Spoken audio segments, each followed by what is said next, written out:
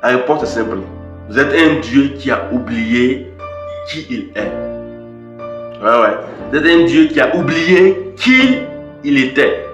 Vous êtes un Dieu qui a oublié sa royauté, sa divinité. Donc, imaginez-vous un prince qui a été éduqué ailleurs que dans son royaume. Il ne va pas apprendre les choses de la royauté. Il ne va pas apprendre les choses de son pays. Il va juste être éduqué par autre chose, donc par la pauvreté, par d'autres concepts. Et il sera différent qu'un prince qui a été éduqué dans la royauté. C'est pour ça que vous pleurez en priant. C'est pour ça que vos prières sont comme des pleurs. Or que Dieu n'est pas sentimental. Voilà, il faut donner avant de recevoir. On vous parle de votre divinité, les gars. Vous êtes des dieux. Manifestez vos peurs en réalité. Puis vous vous demandez pourquoi la vie est difficile. Parce que vous êtes peureux. Or, un Dieu qui est peureux là, est un Dieu qui est piétiné par tout le monde, par la vie, par les circonstances. Dans l'acte 6-7, ce que l'homme aurait semé, il doit récolter. Voilà, c'est comme ça. Et ce n'est pas une punition en vrai. Tu sèmes, tu récoltes. Tu sèmes, tu récoltes. C'est une loi de la vie, de l'univers. Ce que l'homme aurait semé, c'est ce qu'il va récolter, sincèrement. Il n'y a pas de punition dans ça. Écoutez, dans la tradition orientale, on parle de Maya, l'illusion. Le voile qui nous fait croire que nous sommes séparés du divin, mais ce voile est fragile. Il suffit d'un moment de vraie compréhension pour qu'il se déchire complètement. Voyez un peu que reconnaître ma divinité offense Dieu. S'il vous plaît, il faut réfléchir un peu. Réfléchissez un peu encore. Est-ce que savoir qu'on est Dieu là offense Dieu? Savoir qu'on est humain offense notre Père. Mais humain aussi.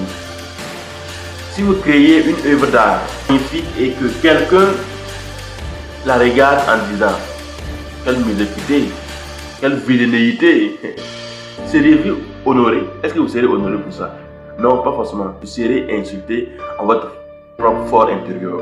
Mais de la même manière, quand vous vous rabaissez, quand vous vous dites que vous n'êtes pas, vous ne valez rien, que les choses sont impossibles, quand vous dites que les choses sont dures, difficiles, et que vous maudissez vous-même, le Créateur même est indigné, il est blessé, la terre gronde, la terre pleure, l'univers s'empiffre, les anges et les autres esprits bienveillants là sont vraiment déshonorés, sont désolés de ce que l'homme est devenu. C'est comme ça. Voilà. Et vous insultez le Créateur sans le savoir. Un père qui voit son fils se dit que il n'est pas un humain, il est un porc. C'est comme ça en fait, c'est comme ça qu'on est actuellement.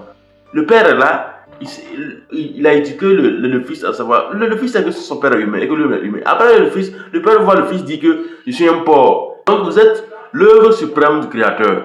Et si vous reconnaissez que vous êtes un Dieu, vous allez aussi reconnaître sa grandeur aussi à lui. Donc si vous vous rabaissez, c'est comme si vous avez aussi rabaissé votre père aussi. C'est comme ça. Et le père ne peut être content de vous. Comprendre que vous êtes un Dieu, c'est la base de la science.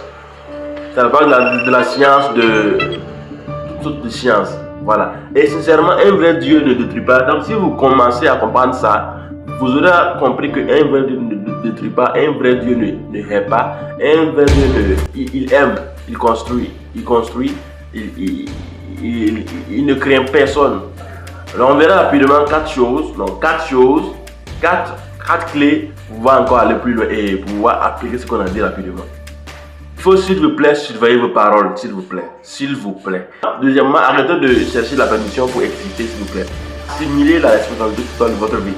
Vous devez assumer que vous êtes responsable de votre propre vie. Quand vous voyez une nation, un pays, une époque, une année où les gens sont brisés, où les gens sont rendus en esclavage, la prochaine année là, la prochaine circonstance, la prochaine truc là, c'est la révolution. Parce qu'en vrai, l'homme n'a pas été créé pour pouvoir être brisé ou bien être dominé. Non. L'homme a été créé pour dominer sur les autres animaux, les autres êtres vivants, les autres pour pouvoir dominer ou bien on va dire, pour pouvoir cultiver, mais pas lui-même. Entre les humains, on ne peut pas en fait avoir d'esclavage ou bien de gouvernance imposée ou bien de choses, c'est-à-dire que en fait, des régimes qui sont des dictateurs. Non. Là où vous voyez chaque fois qu'il y a des évolutions, après ça, il y aura une guerre. Forcément, il y aura une évolution. Forcément, il y aura... Parce que l'homme n'a pas été créé pour pouvoir être brimé, je vous jure. Même si votre père vous a mis au monde, peu importe ce qu'il a fait pour vous, s'il vous brise, s'il vous prend comme un esclave là, vous serez sûrement un jour tenté de vous révolter. C'est comme ça. Voilà.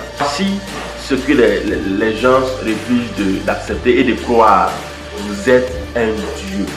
Pas dans l'arrogance, mais dans la nature même de notre existence, votre être. C'est comme ça.